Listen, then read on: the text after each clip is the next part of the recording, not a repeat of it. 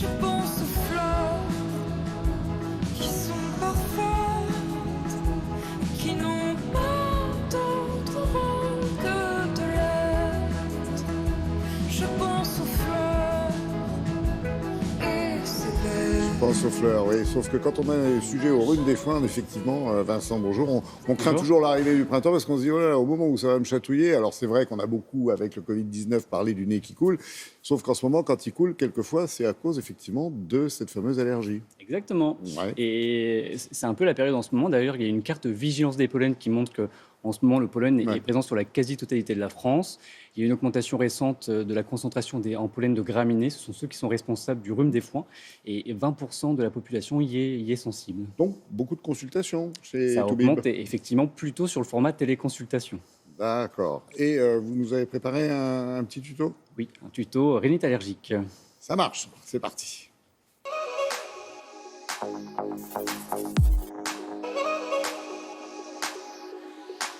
Vous n'arrêtez pas d'éternuer, vos yeux vous grattent, le nez coule en permanence et parfois même vous avez du mal à respirer. Vous l'avez compris, vous souffrez probablement d'un rhume des foins, d'une rhinite allergique. Déjà, aérez vos maisons très tôt le matin ou tard le soir, jamais en fin d'après-midi.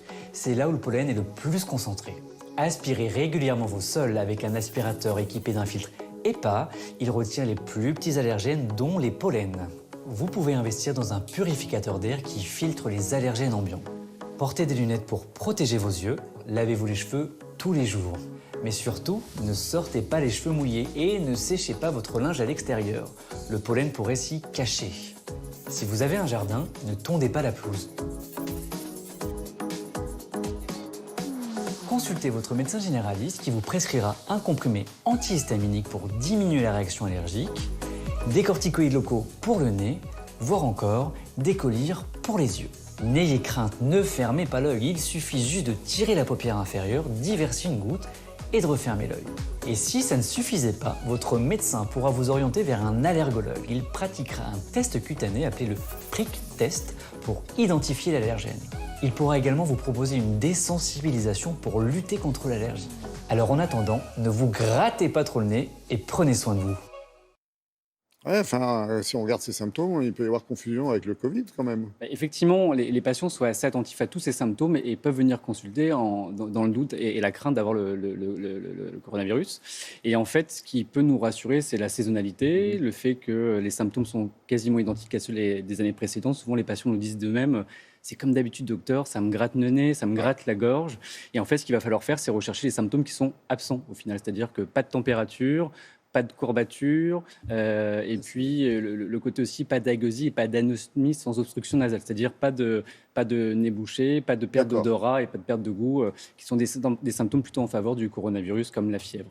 Rapidement, des médicaments à éviter. C'est vrai qu'on a beaucoup entendu parler des médicaments à éviter de type anti-inflammatoire pendant le Covid.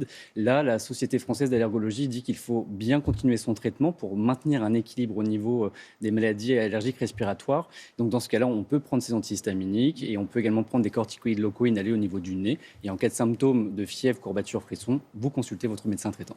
Et impeccable. Je dois combien, docteur? Rien. Ça me concerne. Merci.